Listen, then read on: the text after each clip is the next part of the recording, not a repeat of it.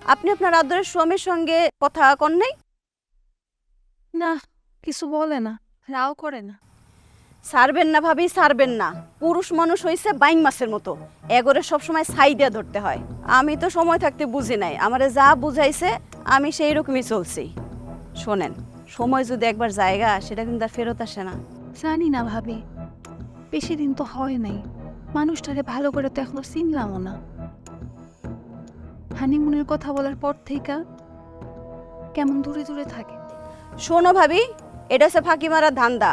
সব পুরুষ মানুষ একই রকম, এগোরে তুমি যত ছাড় দিবা ততই মাথায় উঠে বসবো। ফাঁকি দিয়ে কই যাইবো? আমার একটা মান সম্মানের প্রশ্ন না?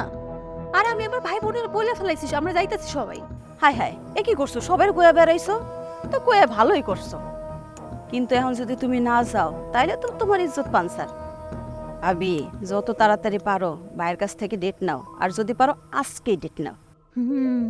আর যদি ভাই তোমার কথা না শুনে, তাহলে তোমার আসল চেহারা দেখাই দিবা। আসল চেহারা মানে? আসল চেহারা মানে বুঝো না?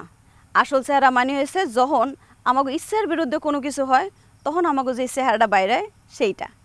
সবাই তো জানে মাইয়া মানুষ হয়েছে শান্তশিষ্ট ভদ্র, কিন্তু সেই শান্তশিষ্ট ভদ্র মাইয়ারে যখন কেউ উস্কায়া দেয়, তখন আমাকে যে লেজ বেরায় সেইটা।